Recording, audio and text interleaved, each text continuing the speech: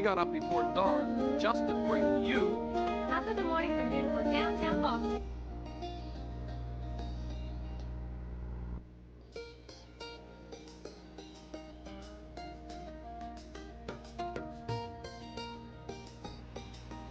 Top of the morning, Baltimore.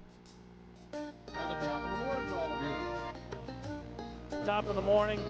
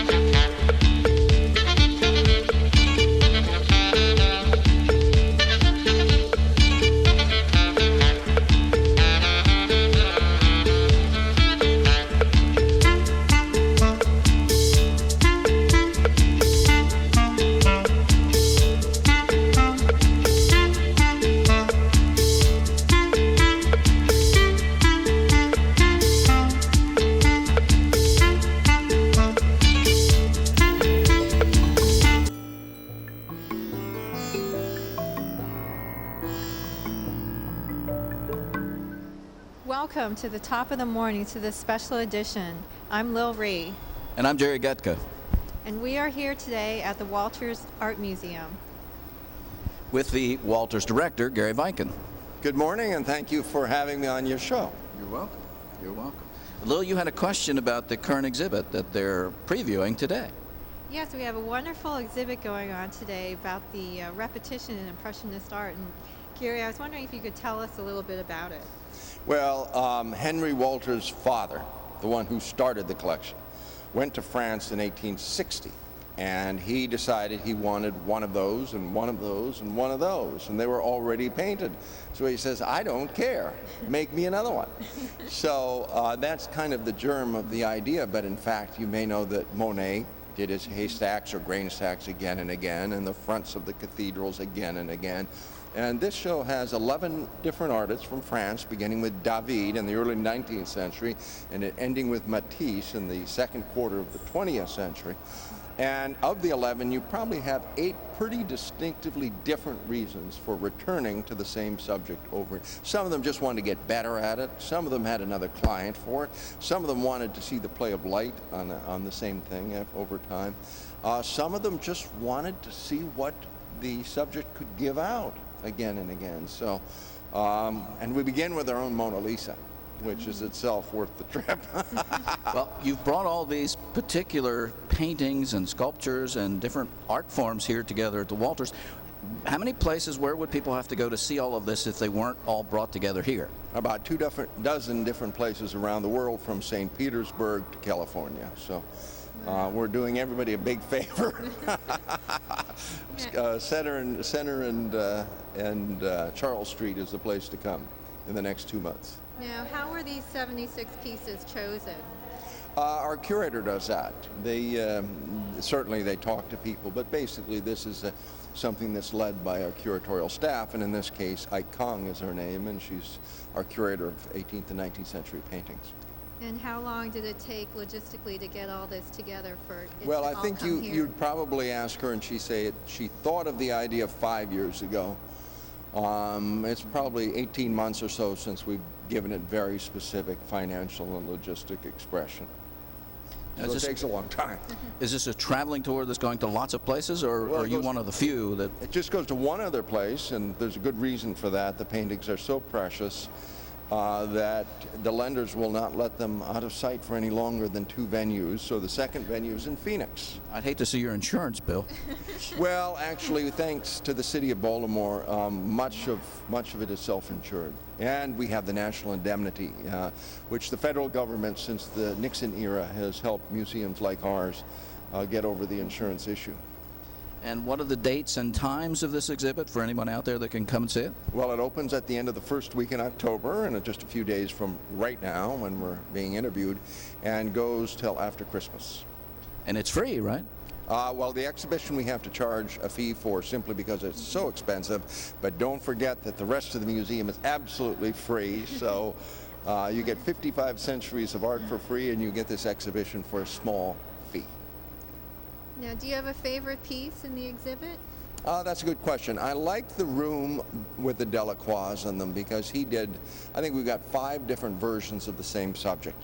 And you can make your own choice of which you prefer among the 5, but I like ours the best, so, So that's sort of nice. would you say they were like keeping up with the Joneses way back when? Like if he Part of has it. one, I want one. I want one, sure, that's part of it. It's a competitive urge among collectors to have something nice. You will see 2 paintings that are quite amazing near the front. One, they're both Oedipus and the Sphinx, which is a story from classical antiquity, and I'm not going to tell you the story. All I can tell you is that it involves a nearly nude male in profile, more or less, having a conversation with a Sphinx. Forget the subject matter. Just remember they're 2 great paintings by the same artist, Ingres, and he does one when he's 28 and one when he's 84. 28 and 84. And if you can tell them apart by age, you're better than I am. Wow. He didn't lose his skill over all those years. In fact, I think he got better. I'm looking through the press release, and I noticed something in here about interactive tools for this particular exhibit. What does that mean? Oh, we've got all kinds of things. We have 4 kind of, I would say, technology complements. One of which has to be seen to be believed. We did a video, full size, of a famous painting, of which we have 4 versions, and there's a 5th version in Brussels, so we have that one on video, and we see people looking at it, and when you walk up to it, you actually enter the picture. Your shadow is in the picture, which is very amazing. We'll have to do that, Lou. Yeah. Then we have a cell phone tour for the first time. We have an iPod tour for the first time. Right. And we have this one location where you can do your own exhibition of Monet's grain stacks in different museums. You have a choice of 4 different museums, 3 or 4 different wall colorings, 4 or 5 different frames, and then you can just arrange them the way you want. So you can install it at the BMA, you can install it in Dallas, you can install it in Baltimore. My living room? It's not on there at this point, but we can talk. That's wonderful. Now we're standing here in front of the member services desk. Uh-huh. Can you tell us a little bit about what membership entails here at the museum? Well, membership, since we've gone free, really amounts mostly to helping us help our community get in for free. Our attendance rose 55% in the first 12 months of going free. Our African American participation tripled, and the children and families in here have gone up by a factor of 4, which means to say we're beginning to reflect our community, and certainly we're having an impact on children, even out of the classroom time. In other words, these are weekends for the most part. So as a member, you are helping us to make that available to the community. If you actually figured what it costs to maintain a museum like this for every visitor, you would be very surprised. It's quite expensive. And we're not unusual in that respect. So we need all the help we can get. The City of Baltimore and Baltimore County have been fantastic. But we actually do also count on good people like you two and everybody out there to help us with a membership, which is not very much. You mentioned the children. You have many new children's activities as well, correct? Oh, they're all over the place. I mean, on any given weekend, we have our kind of hands-on activity classrooms downstairs, and they're packed. We're way beyond capacity for that. I mean, we're not going to turn anybody away, but it's a pretty energized environment. Then we've got these things called art carts, which are interactive things where you can actually do things with your hands and with your siblings, with your parents, with your grandparent, with your friends, wherever, all over the gallery. And these things are just loads and loads of fun. I mean, you can just take things out of a quilt and arrange things and hear things and touch things and do things, and it's good fun. And try on outfits. You know, it's getting into it. I haven't done too many of those, but I've been a member for a number of years. You got a nice outfit on there. Thank you, thank you. I've been a member for a number of years, and I'm always impressed when the brochure comes out about some of the tours throughout the museum that you have every Sunday afternoon. There are special tours, yes. Just walk in. And you have trips, travel. We're going to the south of France, or south of Italy, I should say, shortly, and I think to Turkey not too long after that. Yeah, I saw the Turkey trip. Yeah. I'm not sure about that one. Well, think about it. You like But it? the France and Italy, I'm up for. Yeah. Well, good. Top of the morning to Turkey. You know, we have a website, and I can't tell you how many hits we get from Turkey. We're very popular in Turkey as a museum. They're right in the middle of the European pack. You know, there's England, and there's France, and there's Italy, and there's Turkey. So figure. Amazing. Hi, we're right here at the member services desk, and there's a lot of activity. People are checking in here to check out the event. Well, Gary, we want to thank you for being our guest on Top of the Morning and giving us all this great information about the Walters' new exhibit called Deja vu. Deja I've vu. seen that before. about the repetition of Masterpieces in French art. masterpieces in French art. Thank you very much. My pleasure. Thank you.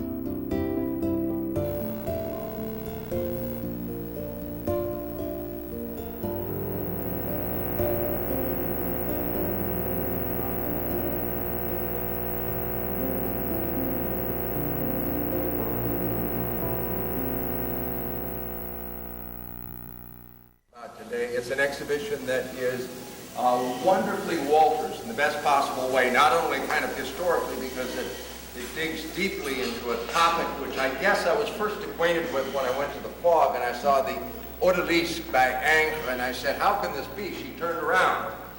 Besides, we own her. She shouldn't be up there. And it's that wonderful mystification where you know a work of art, or at least you think you do, and you see it again in a faraway place. You wonder, have I forgotten? Are there two? If there are two, which is the better of the two? And why did they ever do that anyhow? Well, you're going to see a lot of this theme explored in great and wonderfully interesting depth in this exhibition. We have 11 French artists from David Matisse, so you're a sweep of 100 plus years. And you're going to see all sorts of different reasons. And what's wonderful about this, when you see 5 Christs, now how do you make a plural of Christ on the Sea of Galilee? If there are more than one, they're not more than one Christ. Christ on the seas of Galilee, like lieutenants, general. Am I making any sense at all? Mothers-in-law. Mothers-in-law, there we have it. Mothers-in-law. Anyway, there's 5 of these, and you can choose the one you like the best, and it happens to be ours. Now, did we actually arrange the show just so we had the best painting of the group all the time? Did we do that? I think we did do that, and the solo. Yay, solo. You can see 7. 7. I know it's 7, I count.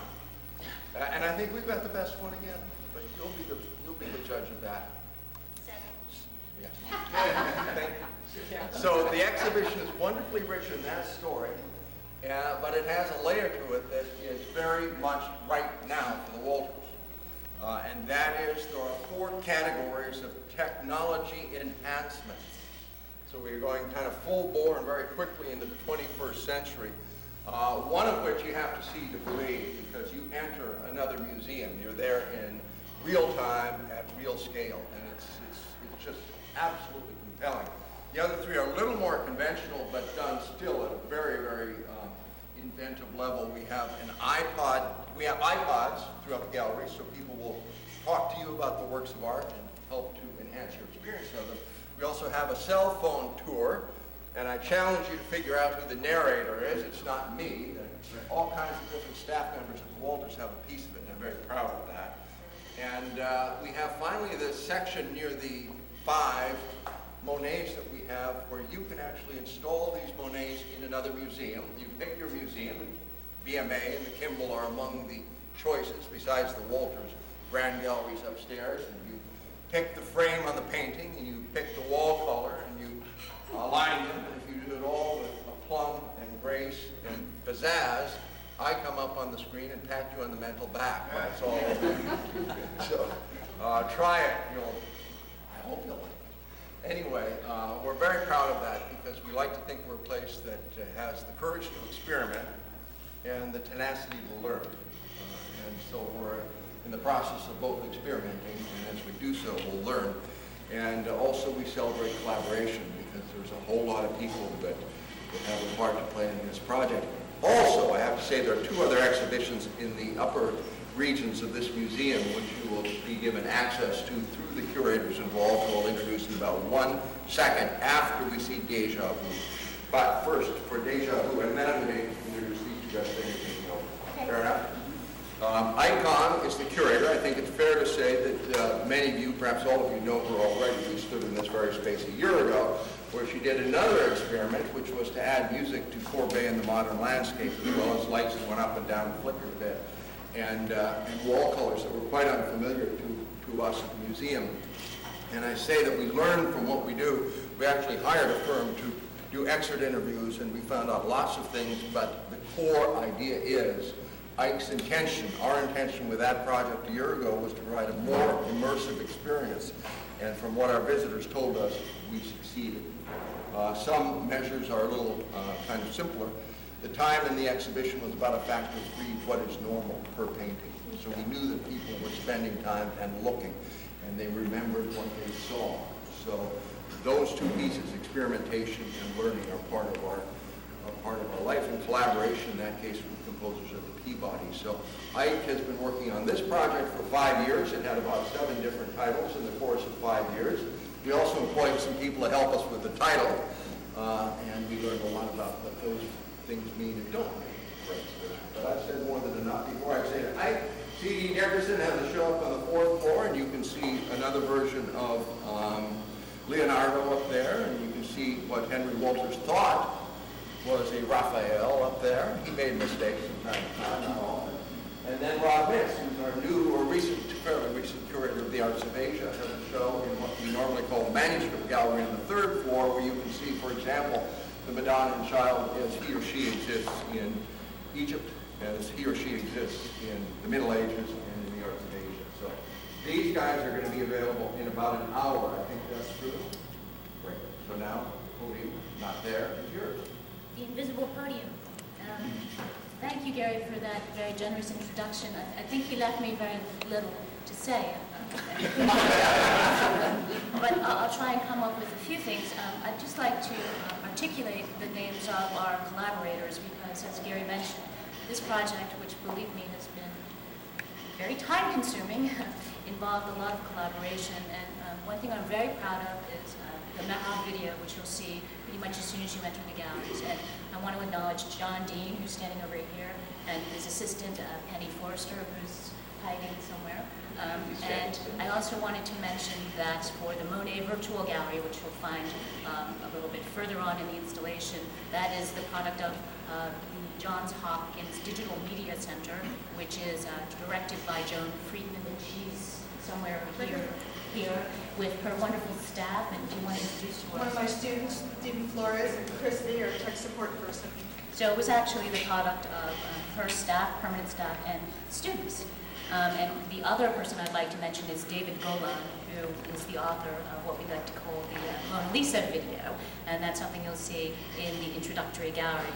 But I do think that words are always better or less, I think, effective than images, so we might as well just make our ways into the gallery so I can give you the full experience. And I'm really going to be interested to see how you react to the interactives because one thing that I am very sensitive to is the competition between, in our modern day and age, virtual media and actual objects. And the subtext of this installation all the way through is actually the difference between them. But what we decided to do was to not be afraid of the virtual, but rather to exploit it, to get you to attend to traditional media, such as painting, in a way that it rewards, and in a way that most people are not naturally capable of doing any longer. So hence the video, when you walk in and you see the Maras and you see the Mara video, the video really is intended to slow your pace of visual consumption and looking, so that you will almost by osmosis take on a slower looking activity when you return to the paintings. There are also laminate cards, I should mention, that you can pick up and use to prompt, again, extended looking. So there are many, many different ways in which we try and capture your attention and get you to actually scrutinize and study the objects before you. The other thing I should mention, just by way of introduction, is that the idea of comparing like objects is the first premise of this show. And it's something that occurred to me a very, very long time ago when I did a show working with Philip Conisby, Georges Latour and his world, and you had side by side these different versions of the great St. Jerome or the card sharps, and I noticed right away how entrancing it was to sit there and compare the two and note the subtle differences. And I believe that this show does this over and over and over again. But I think in a very instructive way too, as you feel palpably the transition from an earlier era, a pre-industrial version of the singular masterpiece, towards what we now perceive as a more contemporary version of repetition, the type of repetition that pretty much dominates day-to-day life. So with that, if you'd like to follow me into the exhibition space, I have to warn you too that we're still a little bit of a work in progress, so try not to trip over any.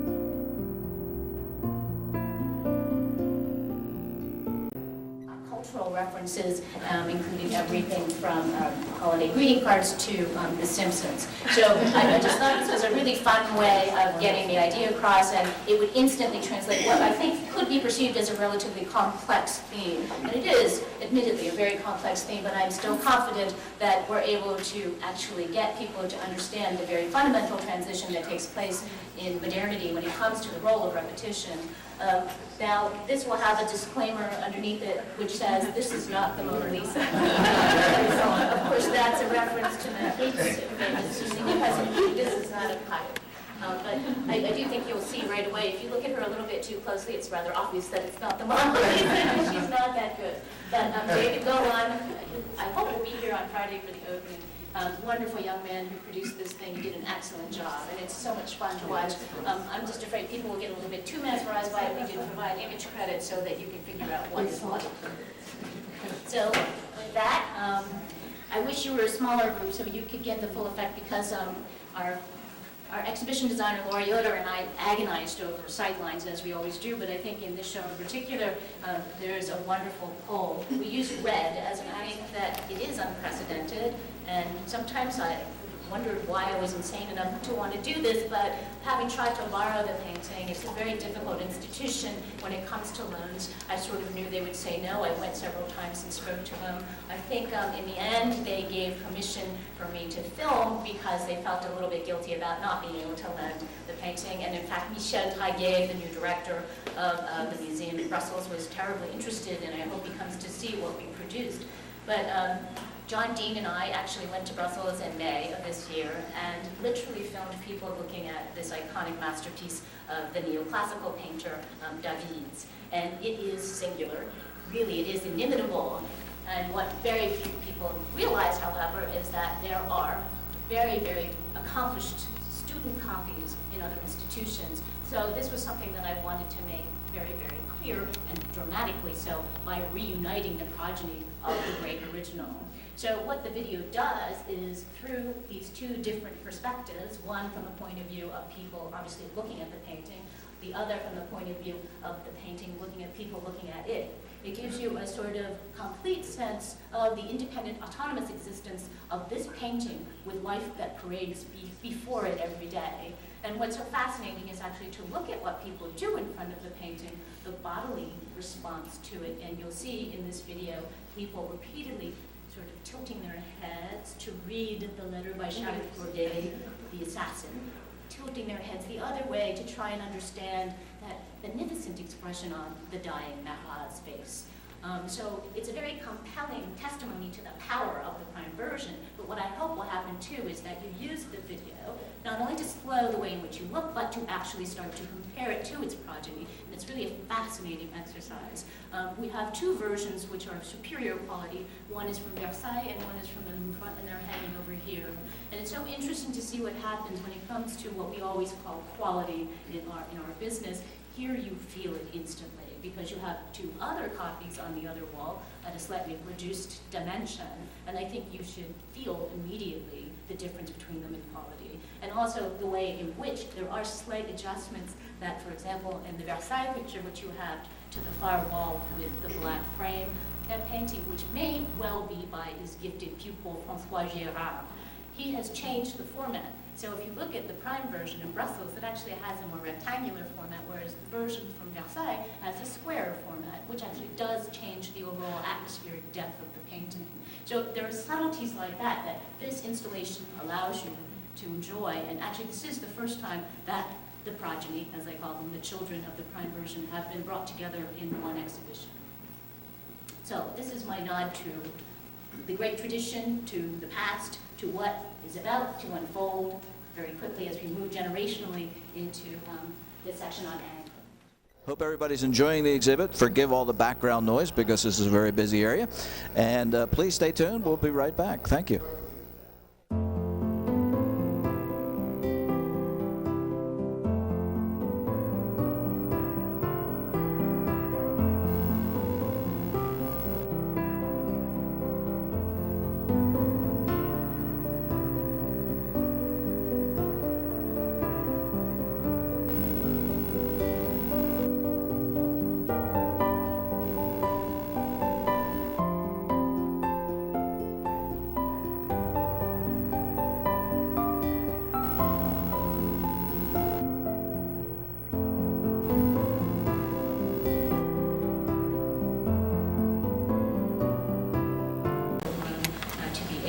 But we were able to play that game of I'll give you that if you give me this.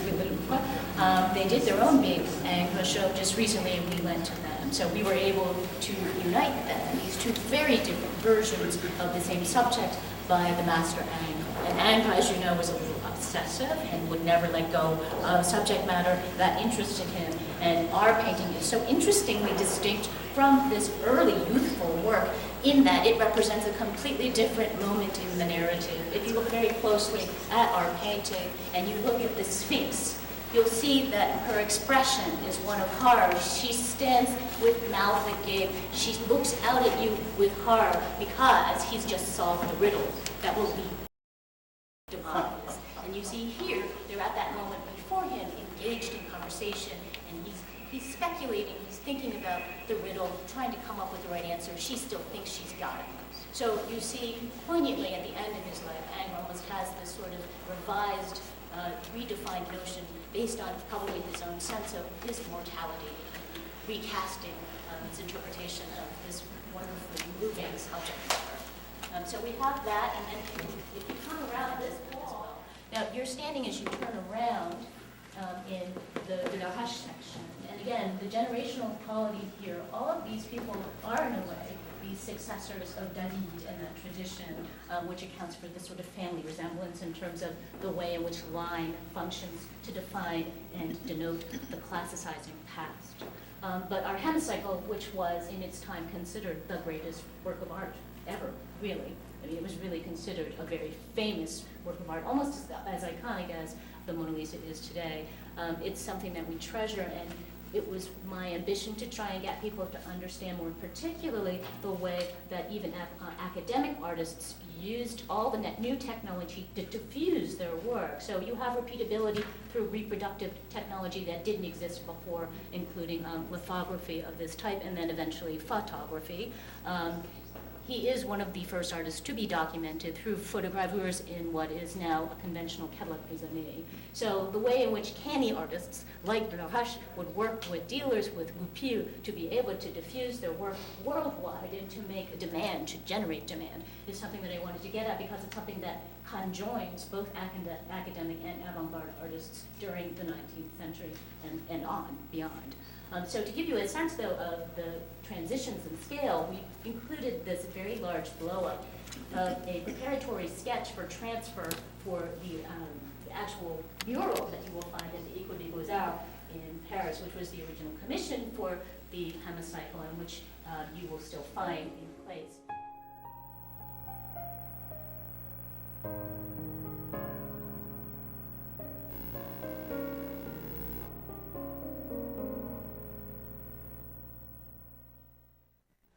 So you see the way in which the Chantilly version recorded in this reproductive print differs very subtly from our own version. This is actually a kind of process of evolution in the way the artists worked out the idea.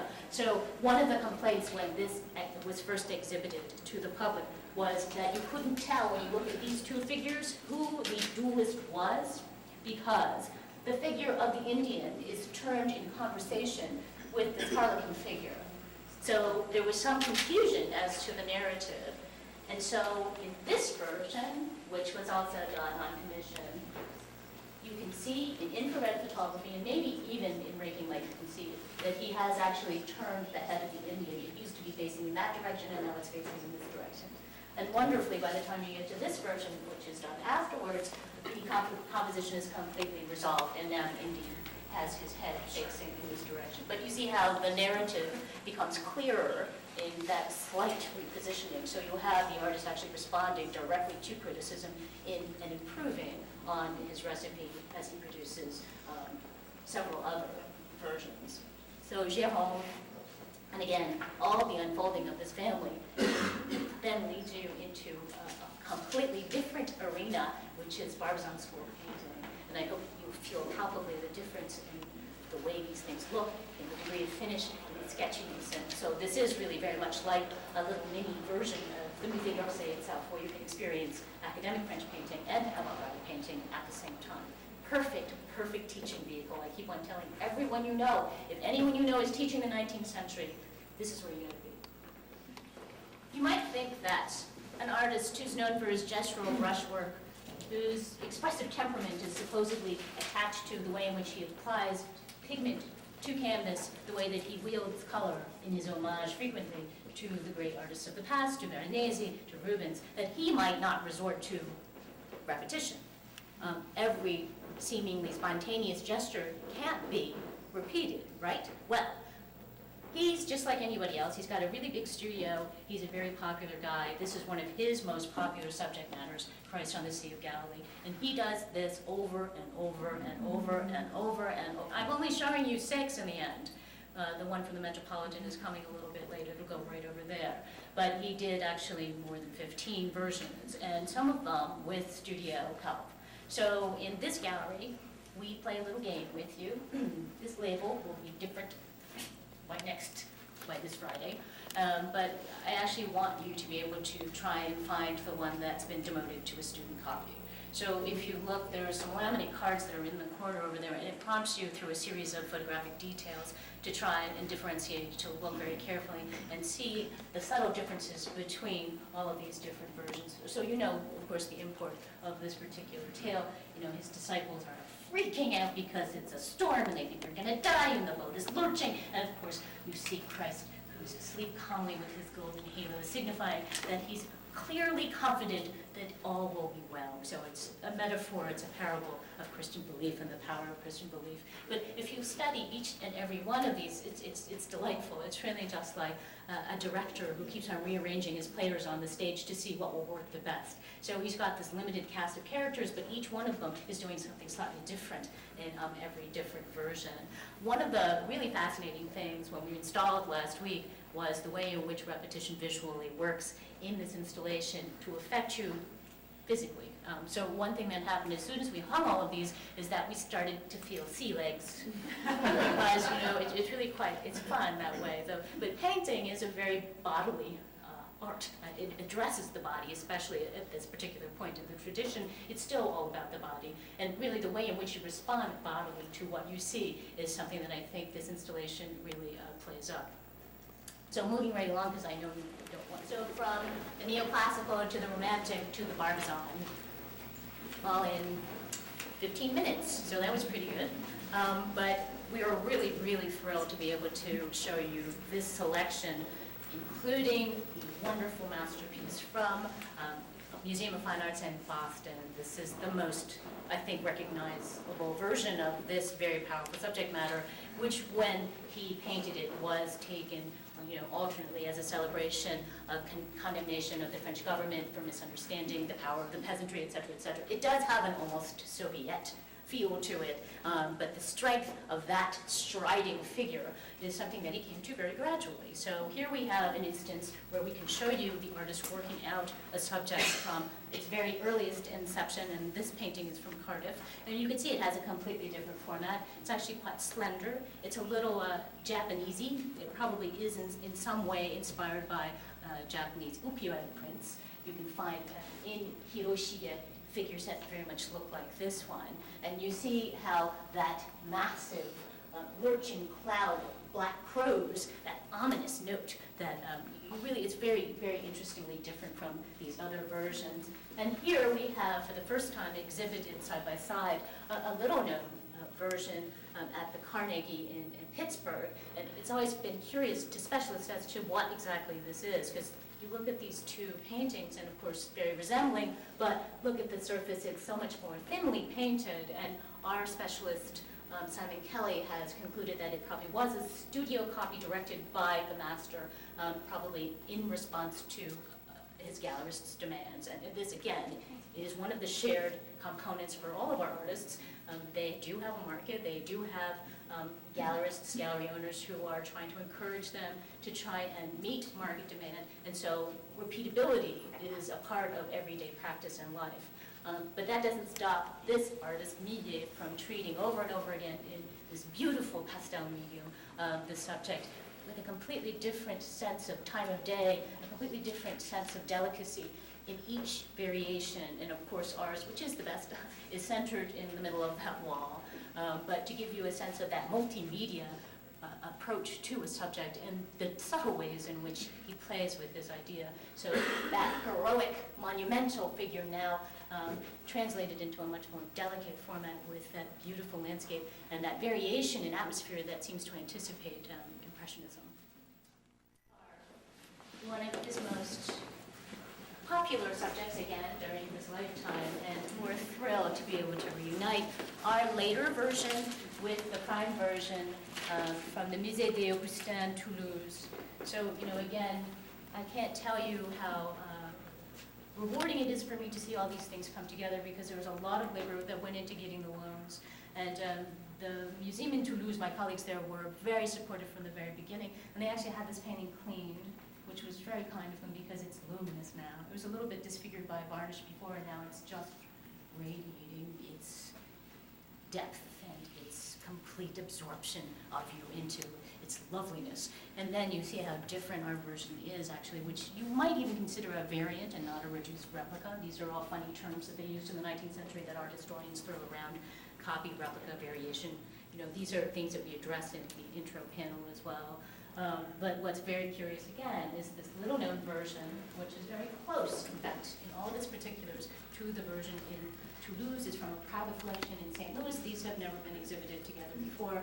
And again, it's one of those instances where we had the opportunity, our conservator, Eric Gordon, was able to study all of them very closely in his studio, and he agrees with Simon Kelly, our Barbizon painting specialist, that again, is probably a studio copy produced under the direction of Corot by a Gibson student. But just a beautiful and fun exercise to compare them again and understand how different the poetry is in ours versus these other two.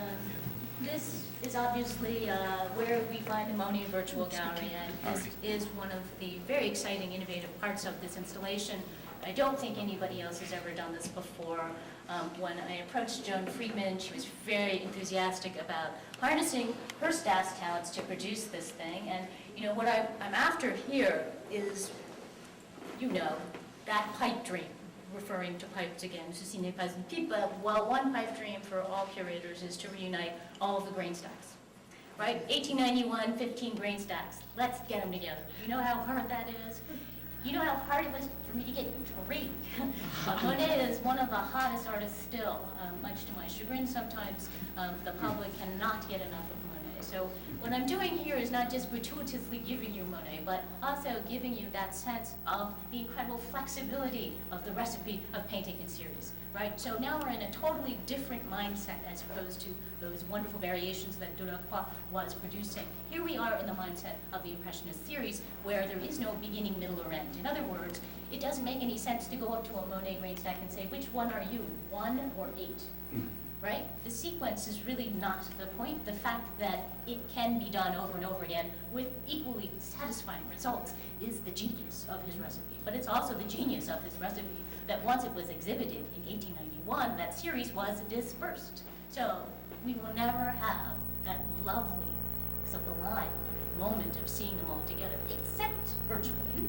So this is one way in which you as a user hopefully can sit down, you actually play around with these things, choose your decor, and we do have 3 virtual recreations of actual galleries that you should recognize. One our own Palazzo, one from the Cone Collection, and one from the glorious Kimmel Art Museum where I once worked as a fellow, and they were kind enough to give me permission to reproduce Louis Kahn's masterpiece.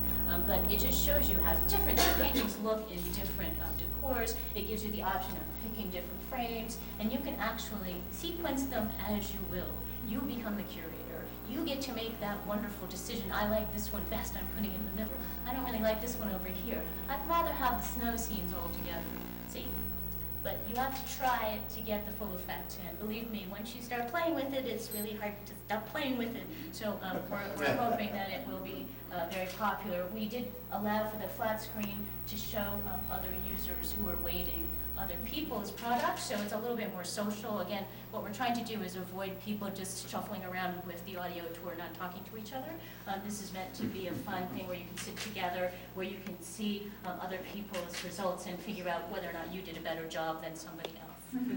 But all of these things will partially be posted on our website too, so people will have access to them again. But of course, the best thing is when you get the reproduction, the virtual reproduction in this format, this big, of this painting. And you realize what a difference there really still is and always will be between the authenticity of touch, the complexity of the surface, the absolutely ravishing painting which is unlined, the way in which Monet delivers in this scrumptious surface every single time. Another fascinating exercise when you look at the great Rouen cathedrals to note the difference in the way the facture is built up. So repeated but endlessly different, endlessly varied in the minutiae of the brushwork, in the palette, in the choice of color, of hue. They're just deeply absorbing still works that I think will constantly appeal to our public and hopefully to you. But it is very interesting to note how different the surfaces are depending on conservation history, and this one has been lined, this one hasn't, and I ask you at some point you'll be able to come and just look very carefully because it's really a lot of pleasure to do so.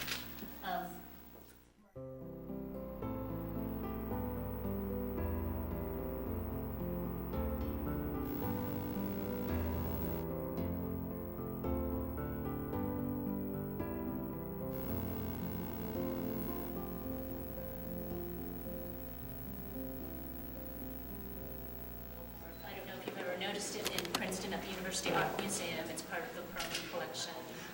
Very, very similar to that tiny little male bather with the arms akimbo that belongs to a certain very famous artist, and that was included in the Cézanne and Provence show last summer. But here, again, a totally different type of repetition. These are not actually meant to be seen in series. These are just the necessary way in which Cézanne had to work. So hundreds and hundreds and hundreds and hundreds of these bathers, some of them more finished than others. Always an open question, is Cézanne finished? Was he happy? Did he want the canvas to show through?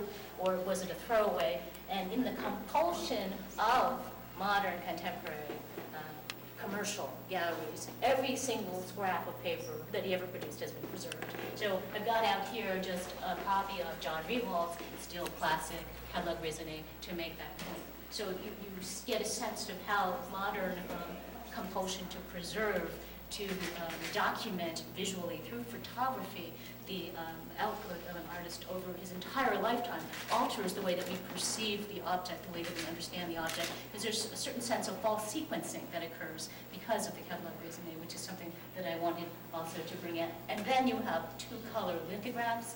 You would never think that Cézanne, of all people, would even allow Voleur to make color lithographs, because you know lithography is a process that means the artist at some point is completely disengaged in his touch, in his actual making of the image, and it's given over to other artists who deal with the lithography stones. This is a process that's well explained by my dear friend and colleague up the street, Jay Fisher, who you will find featured on a video iPod clip, which is somewhere over here, somewhere over there. And I invite you to take a look at it, where he explains the entire process. But, you know, sort of a fascinating, again, the modernity of the 19th century. We already are at a point where artists are very conscious of market and of creating demand. So if you've done one bather that you're happy with, the Barnes collection bather, then, you know, your dealer is going to say, well, I want this to be seen by more people. Will you let me make a color lithograph? And he does. So once that initial version in watercolor is done, the other lithographers take over, and now you have hundreds of them.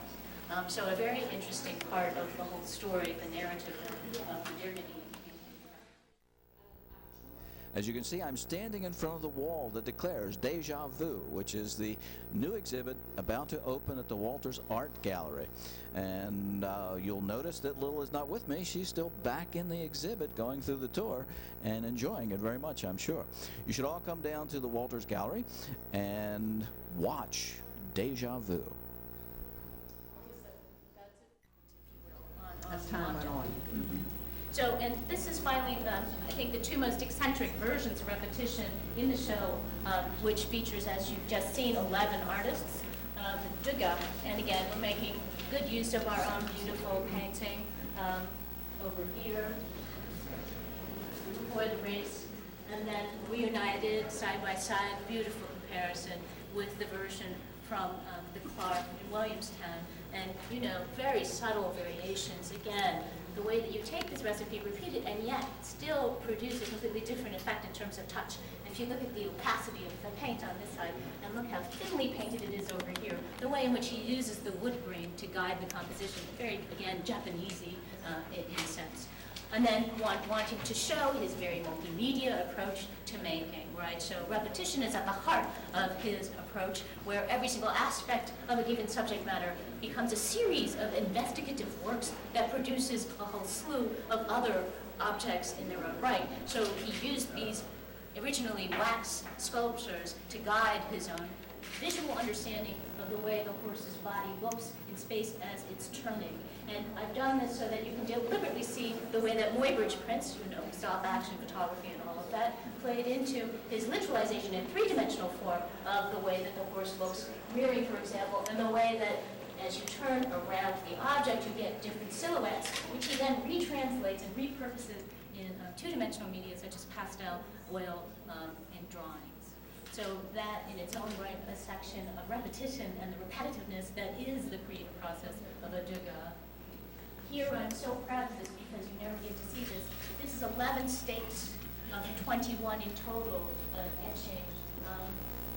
Leaving the back, probably not as familiar as maybe some of his other famous subjects, such as Mary Cassatt in the Louvre, but I thought, again, a wonderful way of showing how the medium itself, in this case etching, with that etching plate, its reusability, the fact that each and every one of these is slightly different, creates a slightly different tonality, slightly different sense of wiristic privacy, a sense of that body lurching, again, a reference as well to Muybridge and its ability to give you the way that the body moves in space, lurching as it does. She kind of heaves herself out of that tub.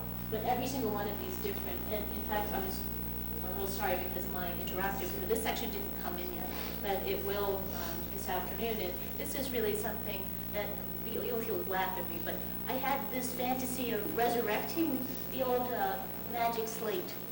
You remember the magic slate? And it occurred to me that the magic slate is actually kind of a crude parallel to the etching plate, because you lift up that little piece of plastic and it's gone.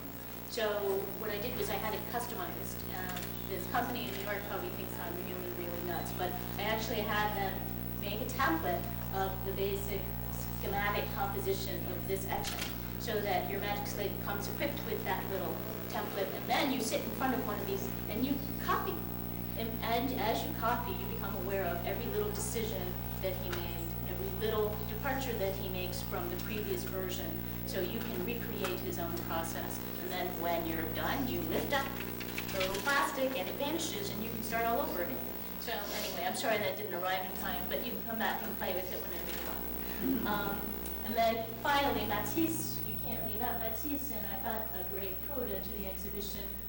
Wonderfully, Jeffrey Weiss, my good friend before he left for the Deja, he's one of the contributing authors to the catalog, who made these fantastic paintings available.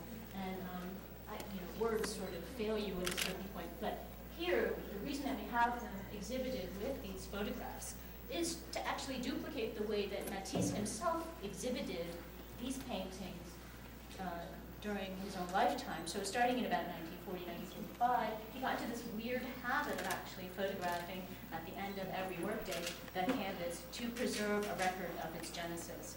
And interestingly enough, when he was done with the painting, he actually chose to exhibit the finished work of art with the photographic states, as they're referred to. So we were able to borrow, in facsimile form, photographic states that correspond to these two works of art. And if you study them, the puzzling thing is that they actually mystify even more his artistic process. So even the simplest things that you think must be sort of straightforwardly transparent in terms of his making become very confusing. And we have in the video I clip the senior paintings conservator Ann Hunningswold explaining this to you, but just to show you very briefly, you look at the tiling before, you think how simple he just took some glue, he took the end of his brush and he went, right? But then you look at the different photographic states and you begin to realize it took him 5 or 6 different approaches, different ways of using negative and positive pigment to designate that tile floor, and then he compulsively played with it until he arrived at this solution. So you may think, and I think this was exactly the myth that he was trying to combat, that he was the most facile graphic artist, that he whipped these things out in 3 strokes of a brush. And in fact, what he documents for you is the labor that went into every single one of his canvases. And, of course, who was he trying to rival? Probably his good friend, Picasso.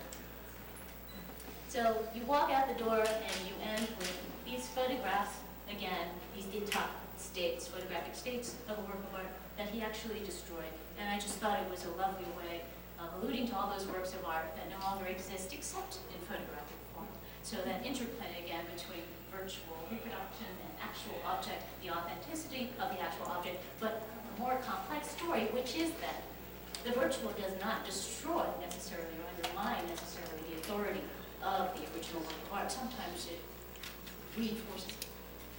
So I think that I've probably taken too much of your time, but I have to answer questions. And one other thing about the cell phone tour, you still can use the cell phone tour in these 2 galleries, so I invite you to try it, and let me know what you think. It's an experiment, but I really wanted to sound less like an audio tour, less stuffy. Sorry. You do want to know, it sounds good, but I thought it would be a little bit more interactive if people sounded less like robots and more like they were just talking to you on your cell phone. And so we tried to give a casual flair to the whole thing. But please do try it and let us know what you think. And I should say, Amanda's the one who actually managed the cell phone tour, and it was a real labor of love for her. And she's going to continue to record people as the show unfolds. We'd like to get visitor response, not just expert response, but real people responding to the audience and telling us what they think. So thank you very much for your attention, and enjoy.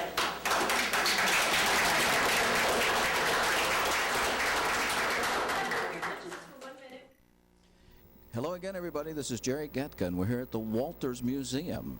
And we're here with the curator of this new exhibit that's opening, Deja Vu. And I'll let you introduce yourself, because I always mess up names. Oh, don't worry. Most people have problems with my name, but it's Ike Kong, and I'm curator of 18th and 19th century art here at the Walters. And what exactly does a curator do? Well, in this case, I actually select objects for exhibitions. I organize exhibitions. I also take care of our permanent collection. But this is a show that took almost 5 years to put together.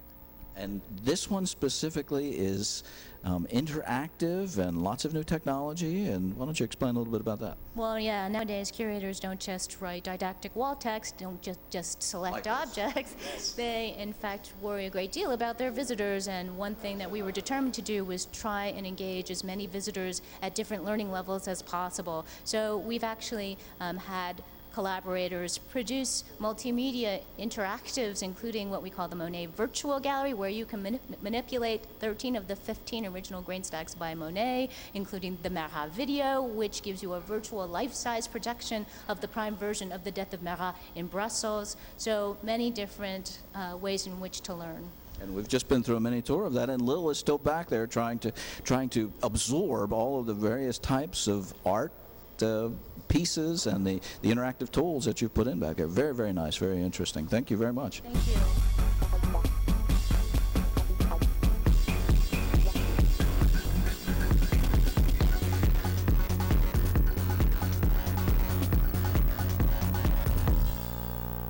Hello, this is Jerry Gatka here at the Walters Art Gallery, and we're here for the press conference for the opening of the exhibit Deja Vu. Lil is still entrenched in the exhibit, going through the repetition. Because it's repetition, I guess you have to see it several times. But we had a great time down here. We want to thank Gary Viken for the interview earlier, and invite all of you to come down to the Walters and see Deja Vu.